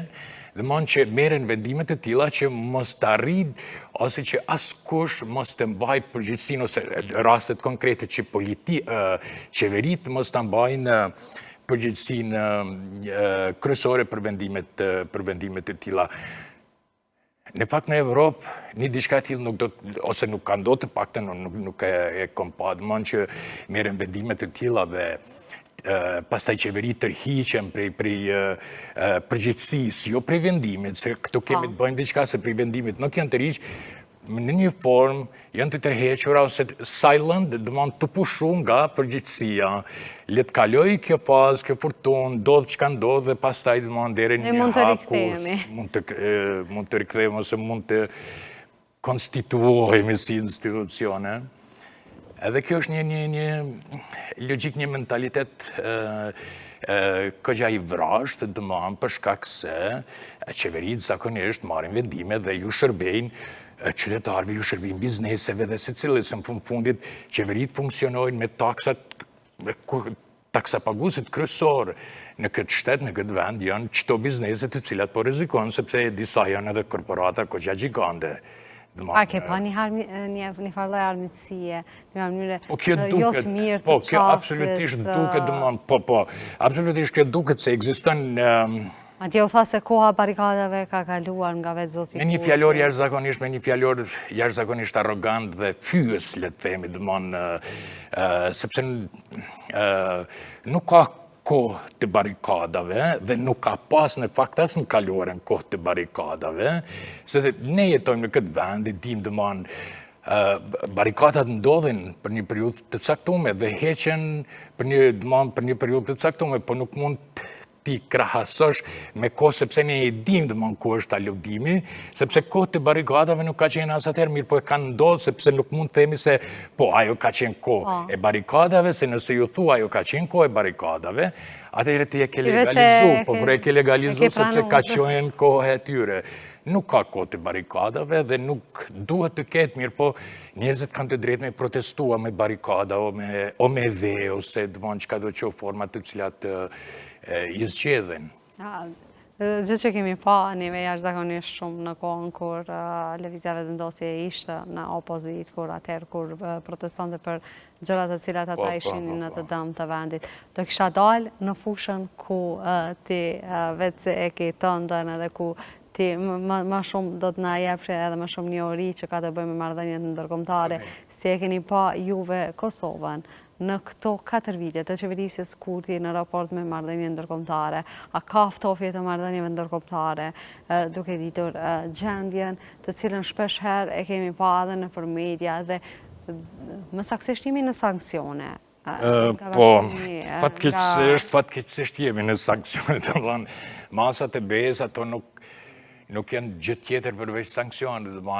Kjo është një prurje e këtyre politikave të Mirë, bëra. një zbutje në fjalorin politik, kjo ka masa ma tepër, ndoshta si emërtem është kriju nga vetë Bashkimi Evropian, mirë që të mos t'ingloj për shkak të respektit ndaj neve, që mos të t'ingloj se sankcione, sepse sankcione në fakt kanë vendet autoritare ose diktatoriale, se që është në këtë rajon Bielorusia, Rusia që është drejt për drejt në luftë, mirë po dëmon në një formë është Bielorusia dhe pak a shumë pak ma të buta dëmon janë masat në raport me ne. Për shembull, unë e pash në nëntor nëse s'gaboj dëmon kur Bashkimi Evropian e proklamon pjesën dëmon 2005-2027 fondet që ndanë për Ballkanin Perëndimor, dëmon dhe aty nuk ekziston të Kosova. A ki qartë dëmon për shkak edhe thot që përjashtimisht Kosovës e cila është në masat e Bashkimit Evropian. Për neve është goxha humbje, apo jo? Po kjo është jashtëzakonisht shumë humbje, është humbje jashtëzakonisht e madhe, sepse fondet e Bashkimit Evropian të cilat janë të ngrira për shkak të masave, janë drejt për drejt kanë që janë të para në ndërtimin e infrastrukturës, dëmon ujësjellës, kanalizim, zhvillim bujqësisë, forma nga më të ndryshmet. E kam një lista të dëmon, mirë po, për fatë të keq nuk e kam të me vete, mirë po, ku atakon dhe ku kanë qenë, dëmon ku janë të para, sepse janë fondet të cilat në bashkëpunim me qeverinë, për shembull ato investon Bashkimi Evropian dhe bashkëpunim me komuna, me qeverinë ose me agjensi të pambarura, ato ndahen dhe implementohen projekte të caktuara në për teren, dëmon nga format nga më të ndryshmet. Dhe ajo ka pas një ndikim jashtëzakonisht të keq, sepse të gjitha ato projekte, kanalizim, ujësjellës, projekte të ndryshme, ato nuk janë gjithë ju, dëmon, tash një, dëmon, ma të i përsësani vjeqë nga koha që u morën masat. A kemi punu neve në heqen e këtyre masave? Punu ka, shiko, heqja masave është diçka shumë e qartë. Bashkimi Evropian ka kriteret e veta të cilat i ka përcaktu dhe në fakt për shkak të shkeljeve të disa kritereve, të disa raporteve, të disa gjanave të cilat ose në një formë për shkak të ati jo seriozitetit dëmon ose le themi mashtrime që her pas here ju kanë bë mekanizmave të Bashkimit Evropian nga autoritetet tona kanë ndodhë këto unë po ju them sanksione ose dhe masa dëmon ndaj Kosovës dhe nuk them po të kishim punu kjo gjithsesi se tashti nuk do t'ishin në fuqia dhe mirë po dëman... Vetë se do i kishim gëzu fondet. Absolutisht po, mirë po nuk është punu asgjë dhe mendoj se jo që nuk është punu, dëman po vetëm ka pas regres, dëman ose forcim të ati hendekut ose përkeqësimit të raporteve. Sa po i shfrytëzojmë neve miqt që i kemi pasur në Fatkeqësi si Kosovë, ne dëmon si shihet, nuk është vetë që them vetëm unë këtu, mirë, po kjo shihet dëmon që thojmë prej qiellit, jo që si kemi ru, po ne i kemi humbe dhe ata dëmon kemi një kohë ka qenë, le themi, acarim i raporteve, mirë po tash nuk është acarim, tash është totalisht mos interesim, sepse politikat e perëndimit, fryma se si funksionon perëndimi është hecin e hapa të partneritetit. E ki qarë, në partneritet dhe gjdo gjatë që është bërë në këtë vend, është bërë në partneritet duke përfshi nga vitet e 90-a, nga 90-a, asë në gjatë nuk është bërë vetëm Kosovë, ose njerëzit e Kosovës, populli Kosovës, mirë po kanë qenë në dy fronte, perëndimi dhe njerëzit e Kosovës, udhëheqësit, kush do qoftë, kur them njerëzit, them leadershipi dhe populli Kosovës kanë hecë vazhdimisht në dy paralele, po në dy paralele krejtësisht në cakun e njëj që e kam pas, vetëm kam punu në teren dhe në aspektin diplomatik që nëse kemi pas mundësin mirë, po e kam pas shtetet miket të perëndimit. Mi po sa është dëmshme që s'jemi pjesë e këtyre paraleleve tashmë, a do shkojmë neve në një vetë izolim, ashtu si që edhe kemi dëgjuar? Tash në fakt ne veç jemi në vetë izolim, absolutisht le të të kush si të donë, mirë po në fakt ne jemi në një izolim, le të themi, vetëm si shambull, le të themi se merren praktika, ndodhen zgjedhjet në Kosovë, dhe unë të paktën unë që i përcilli vazhdimisht nuk e di do njani prej liderve, evropian, ose kush do qoftë që ka uru Kosovën, ose zotin Kurti, për një rezultat zgjedhor e tjera, ka pas një dhe... Vetëm së pati thirrje për formim të institucionit. Absolutisht, po sepse kjo është gjëja elementare në demokraci, mbahen zgjedhjet dhe ata që dalin të paret në rezultat, ose dhe që fitojnë absolutitetin, që është fitues absolut, si që ka qenë 4 vite më përpare, që arrin vetë të formoj institucioneve me mbi 50%, mirë po në këtë rast nuk ndodhi, po prapë se prapë, përgjithësia është e ati cili ka qenë i pari, sepse le të themi me aspekti kushtetues të këne përcakton një rrugtim, një proces, dhe atë rrugtim dhe atë proces deri tash i ka taku njeriu të cili, ose subjektit të cili ka fitu shumicën. Jo absoluti, mirë po shumicën dërmuese të zgjedhjeve të kaluara, dhe nuk kemi asnjë hap përpara fatkeqësisht. Tani është shumë qesharake me thonë të drejtën, se si... Shiko, ta zëm ka shtete, ta zëm Belgjika, Spanja, të cilat kam pas situata, jo të ngjashme si ne, mirë po kam pas situata të një ngërçi politik në konstituime her pas here të situatave. Në Spanjë, për shkak të dallimeve etnike partit, të cilat janë ka pjesë katalonisë, dhe pjesa tjetër që është shumicë, mirë po jo në këtë formë, dhe ana tjetër është sepse ato janë shtetet të konsoliduara, tash 500 vjetë, mbi 500 vjetë, dhe aspekti institucion, dhe ajo krizë politike nuk e afekton aspektin shtetëror në asë një formë, asë nuk e afekton ekonominë, asë institucionet, asë jetën e përditshme, asë qytetarin. Tek ne po, tek ne e afekton, e ndikon ne jetojmë këtu edhe shohim, dhe fatkeqësisht po ndodh. Me Shtetet e Bashkuara të Amerikës, ne kemi një president të ri, siç është Donald Trump, i cili me ardhjen e pushtet bëri reforma në gjithë botën, po në Kosovë ai nuk është drejtuar asnjëherë ka Kosova, deri tani nuk jemi pjesë e tavolinës së Shteteve të Bashkuara të Amerikës, shtet mik, të cilën çdo herë themi se ne jemi pro-amerikan, por ndërkaq që nuk kemi pa diçka të tillë gjatë këtyre viteve, nuk kemi pa një miqësi ashtu siç ka qenë. Dhe më saktësisht nuk e shfrytzuam as presidentin Biden kur ishte në krye të Shtetit të Bashkuar të Amerikës, një president i cili çdo herë ka folur për Kosovën, mirë po që nuk ditëm ndoshta ta afrohemi kaq. Djelza, në raportet ndërshtetërore, situatat janë tek besimi që krijohet.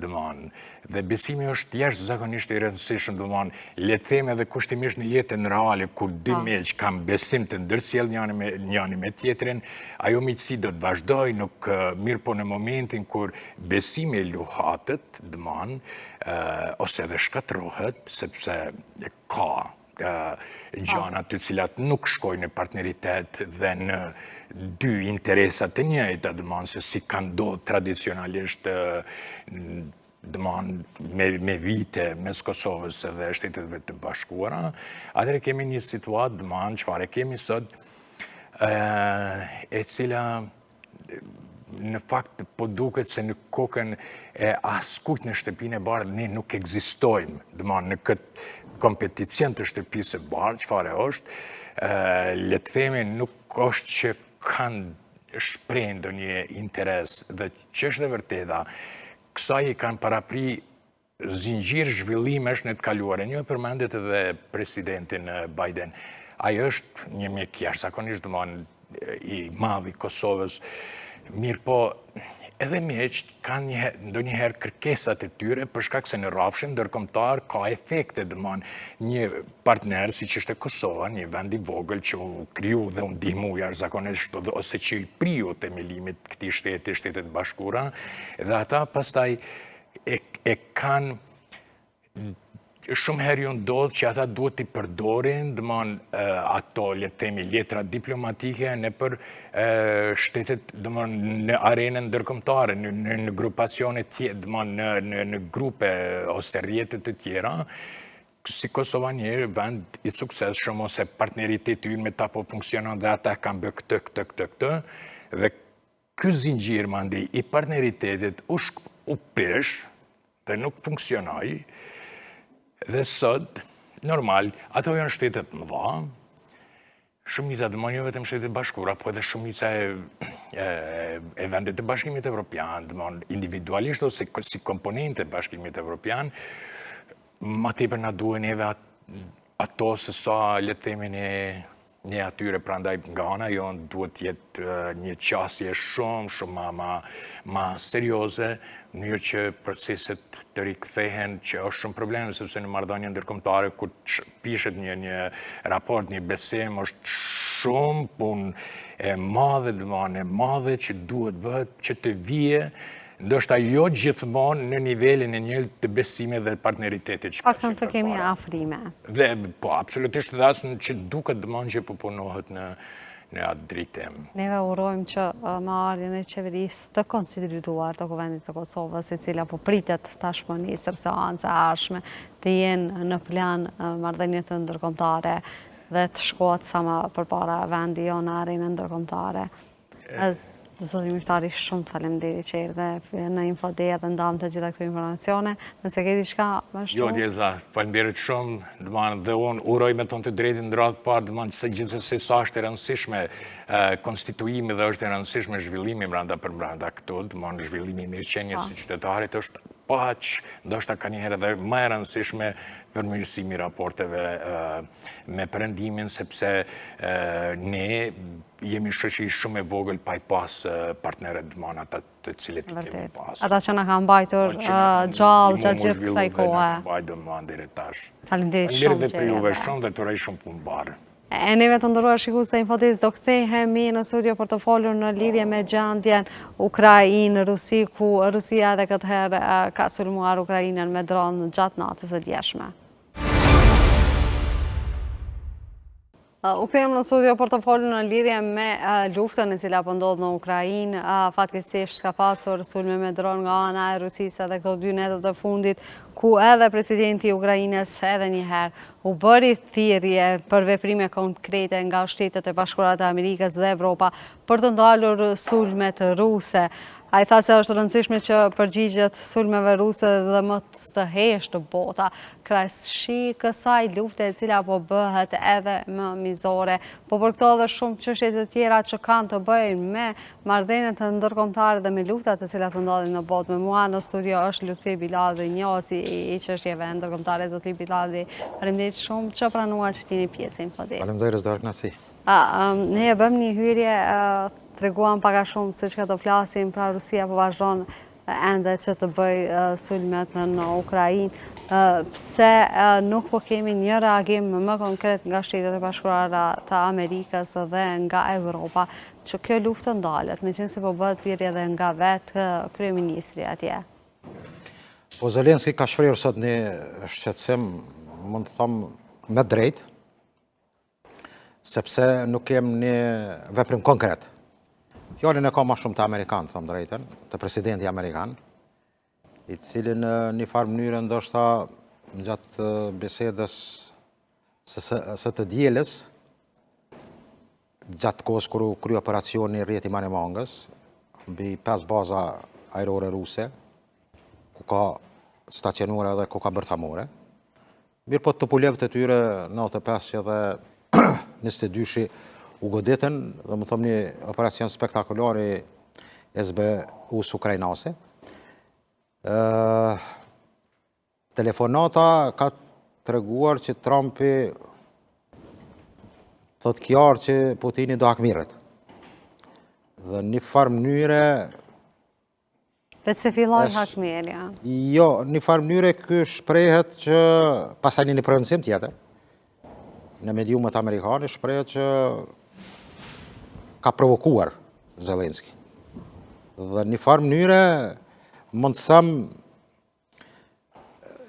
jo që e kalo fajtorë Zelenskin, por atë që do të dërmarë Putini dhe Rusia, forcat ruse, një farë mënyre e shef si një hakmarrje që do ndodhë. Mirë po ma tepër nuk ka do që është dënushme, apo ne jemi kondër, do thot, nuk ka një detajet këtë një interpretimi ma gjërë, dhe në këtë drejtim mendoj që Zelenski, mund thëmë drejtën e ka di qepret, sepse jemi në një fazë kur goditjet shtrije në 3 drejtime, në pjesën perëndimore të Ukrajinës, nga hënë furnizimi për armatim, nga pjesa tjetër Evropës, sidomos është goditur në Lviv, afer Lvivit në kufirin Polako-Ukrajnas, një aeroport, kryesisht Rusia përdor posdronëve Shahed 136, edhe pse ka një marrëveshje me ekspert, mund të thëmë të ushtarak, inxhinierëve të elektronikës kineze, ku dikon parashihet prodhimi deri në më së paku 7.000 në muaj të dronëve, që janë me rrezet e gjata veprimi. Dhe kryesisht këta dronë prom kem pas dikon 500 goditje me dronë. Në pjesën e Kijevit, Odesës, Sumit, Harkivit dhe pjesës perëndimore me rrethin të Kijevit dhe pjesës perëndimore. 8 raketa balistike, të cilat dorën në zemër kanë bërë goditje jashtëzakonisht, sepse kalibri që godasin raketa kaliber është platformë e triades, ajër, tokë edhe ndet. Do të dëgjuat edhe nga nëndetëset, edhe nga anijet, mirë po edhe nga prodhimi i sojve, rusë. Dhe në këtë drejtim, mendoj që Zelenski e di që kjo është faza e parë e goditjeve, që janë shumë shkatërruese, thëmë drejtën. Dhe atë që e nisa të thëmë, qëllimi ka qenë goditja në perëndim në Kijev, bile është goditja atje një e quajtur bolshevik, një ndërtesë, që si sinonim ka pas sistemin e kaluar të komunizmit, dhe dushot, si pasoj, goditja ka qenë se atu ka pas atakamsa dhe, mund të thëmë, municione dhe sistem, mund të thëmë, të raketave që ka marrë Ukrajina. A po që është pikërisht kjo arsye pse po bën këtë sulme, që të shkatrohet armatimi i Ukrajinës, si përmende edhe rrugët ka vjen armatimi nga perëndimi, pra pikërisht ato u sulmua, do të thotë kjo që Rusia ka për qëllim që të mos ketë armë në Ukrajinë që të dalë ballë sulmeve që ata mund të realizojnë. Rusia ka prishë rëndin ndërkombëtar. Ndërkombëtarisht e ka sulmuar një vend që do thotë me ligje ndërkombëtar është ndaluar, me norma ndërkombëtare. Do thotë edhe kartën e OKB-s e ka shkelur rënd. Mirë po, s'pohinë gjitha ato proceset të cilat kanë qenë Minski 1, Minski 2, të cilat nuk për pjesën lindore, sepse, thonë realisht, lufta në Ukrajinë ka filluar në 2014, me aneksimin e Krimes, pastaj rebelimin e forca proruse në pjesën Donbas dhe Luhansk, dhe Odesa ka qenë shumë, edhe sot është pyetje, ato që e thash, goditja ka shëgjatimin e 3 objektiva, taktik dhe strategjik në pjesën perëndimore Kijevin dhe Odesën, Harkivin, Sumin. Dhe luftimet kuptohet që janë duke u bërë në pjesën lindore, që dikon mund të them fatkeqësisht Medinski, shefi delegacionit rus në Stamboll, edhe në takimin e parë, që është një rangi dytë, do të të niveleve, me palën Ukrainase Rustem Umjasov, ministri i mbrojtjes Ukrainas. Ky është tatar, nuk është Ukrainas, ministri i mbrojtjes Ukrainës. Ka një të kalure jashtëzakonisht rënë familja e tij, të deportuar në kohën e Stalinit në Kazakstan. Dhe vujtjet e tij, dhe më të vërtetë është një figurë që dëshiron, mund të them kështu, që ta merret ndaj rusëve. Dhe nuk ka rastisht edhe që është ministri i mbrojtjes, sepse kaganati i Krimes historikisht është një çështje shumë komplekse. Po zakonisht edhe ka folur me tonë goxha. Absolut. Por ky mund të them Medinski ka provokuar gjatë bisedimeve, po që se nuk pajtoni 4 regionet, Krimen 5, do kalum 6. Dhe ajo ka ndodhur para 2 ditësh. Dnjepropetrovski, një region për 24 regioneve që ka Ukraina, që kufizohet me Donbasin, trupat ruse kanë hyrë. Dhe është një region me 3 milion banor, 31.000 km2, është Dnjepri qyteti, i cili ka 960.000 banor, dhe është zemra e industrisë, mund të them pej industrisë së lehtë deri në industrinë e rëndë. Ky qytet ka luajtur rol edhe në Bashkimin Sovjetik. Mund të them koncentrimi edhe industrisë ushtarake ka qenë në kohën e Bashkimit Sovjetik. A ka ndodhur ajo Roshniku godit kjo zonë. Para 2 muaj, para, mund të them, fund vitit të kaluar, goditja e Roshnikut ka qenë këtu. Dhe tash do thotë këtu 3 shigjetime ruse janë pjesa e goditjes për të ndarë furnizimin, infrastrukturën, plani tyne mund të jetë që në pjesën kufizohet Rumania, se janë 7 shtete që kufizohet Ukraina, është një territor jashtëzakonisht me 605.000 km2, dhe ka problem vije në frontit që nga Shërnivi, atje lartë, pjesa që kufizohet në regioni, Sumi, Harkivi dhe 4 regionet që janë në kontrollin rus, deri te Mykolajevi, ku derdhet lumi Dnjepër në detin e Zi. Odesa pika kyçe dhe që ka mbetur vetëm porti vetëm Ukrainës këtë moment.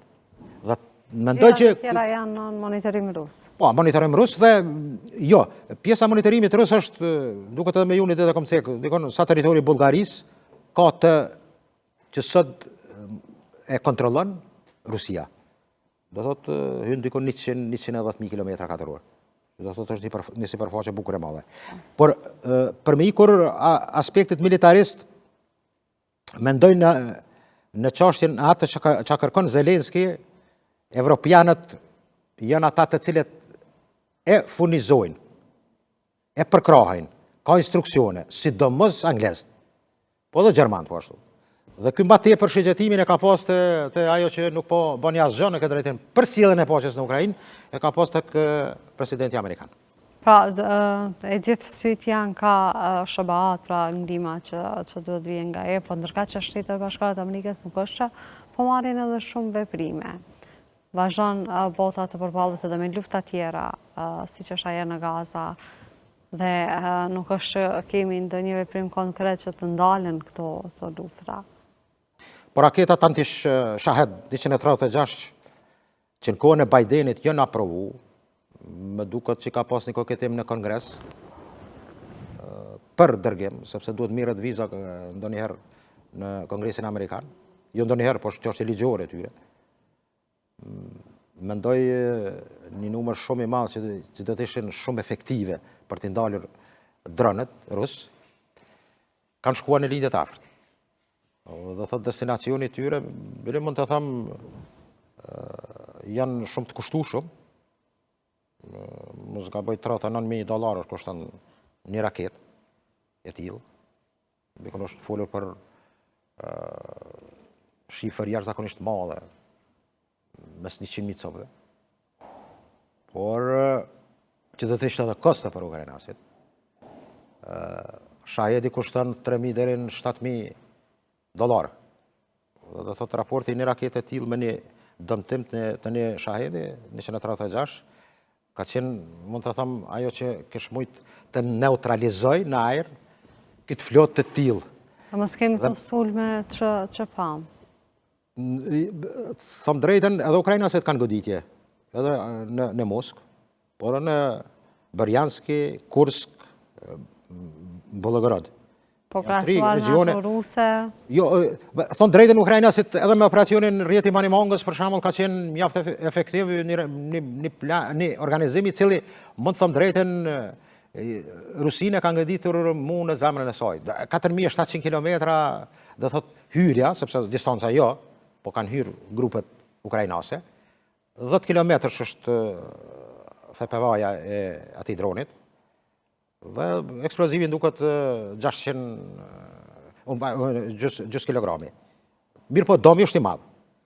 Tash ka spekulime ndryshme për numrin e... Mirë po, kryesore, domi bukur ma në Tu-95, Tu-22 ka bërë, Rusis, me që se fletyra ruse është bombardus ka, bukur shumë.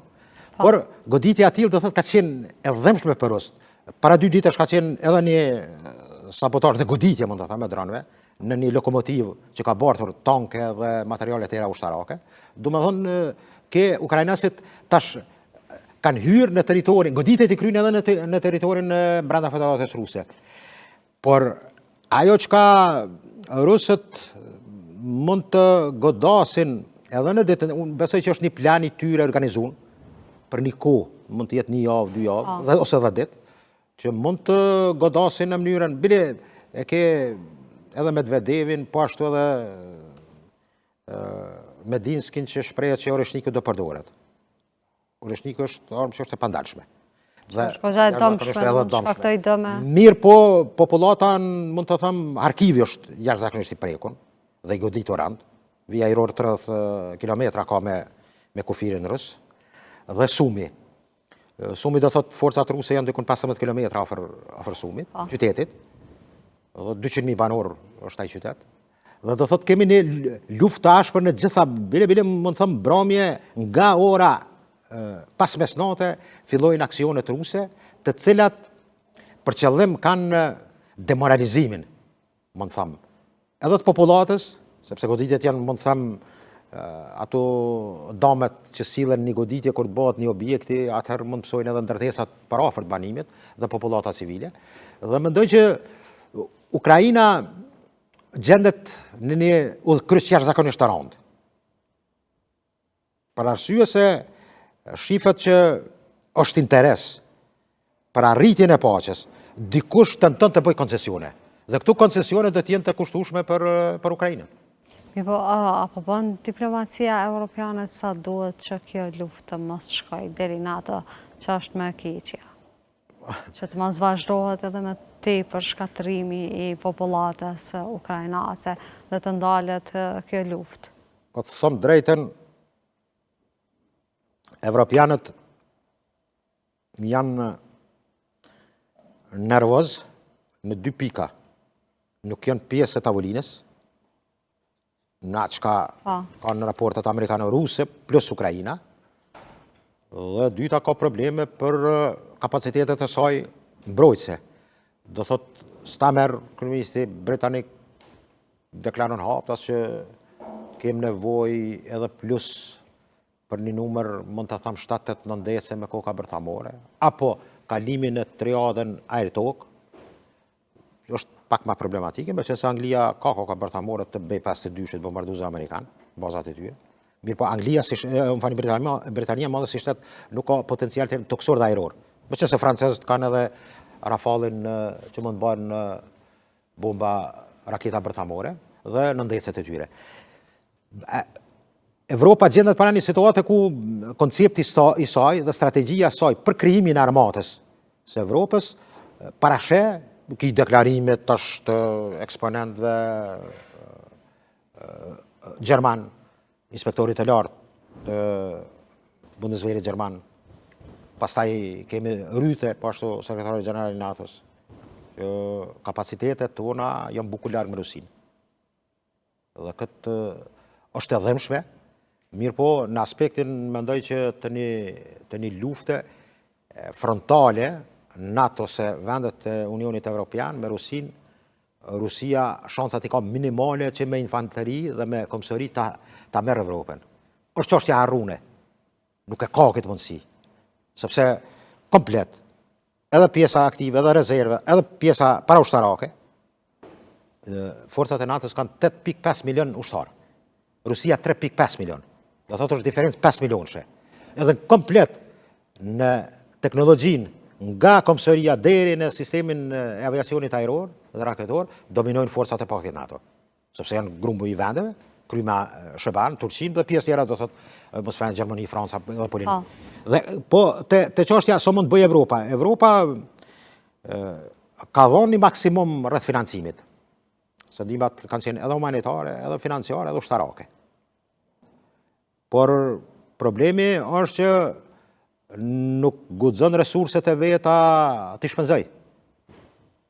Sepse kjo luftë, do thot, mund thëmë, brana dite mund shkrepen edhe 5.000 preva. Mos flasë për çështjen e municionit tjetër të armëve të komsorisë. Dhe thotë, kjo është ajo që Evropa në aspektin ushtarak e ka dhënë një kontribut, sidomos anglezë dhe gjermanë. Por në aspektin diplomatik, limitet evropianëve janë, mund të them, vetëm verbale, dhe dyta, fuqia e evropianëve për të ballafaquar në arenën ndërkombëtare me Amerikan, Kinez dhe Rus, të them drejtën, janë ma të pakta, ka deficit. Mirë po evropianët kuptohet francez, gjerman dhe angles, ose mund thëmë ajo ajkandi Weimarit i Poloni, Gjermani, Francë, që ka atë mërtimin, ose tash takimet e formatit të Ramsteinit. Komplet është angazhimi tyre që në kapacitetet mbrojtëse të rritet në biliard një armatë e ardhshme. Dhe në këtë drejtim mendoj që është mund të thëmë, një lloj këshillimit të anglezëve dhe gjermanëve, plus francezëve, Zelenski. Nga se adutin Amerikan shifet që është ma largë, sepse fuqia Amerikane, si fuqi ende, mund të thëmë numër 1, ka filluar të ketë koketime, edhe me palin kineze, por edhe me palin ruse, për zonat e interesit. Po. Dhe fatkeqësisht që mund të shkaktohen edhe me tepër konkluza në këto lufta të cilat tashmë janë në përbot. Zotri Biladhi, faleminderit shumë që erdhën në Infodel dhe ndam të gjitha këto informacione që kanë të bëjnë me arenën ndërkombëtare dhe me luftën specifikisht që po ndodh në Rusi dhe Ukrainë ndërmjet tyre dhe neve shpresojmë që të përmbyllet sa më shpejt kjo luftë atje dhe të vihet një epilog i gjithë çështjes të cilën tashmë sa vite po e prekupon botën e që pati një impakt gozat të rëndësishëm edhe në vendin tonë. Faleminderit një shtakësi. E neve të ndëruar shikues të Infodel, po e përmbyllim këtë emision deri në emisionin e radhës. Mirëmbëjtje.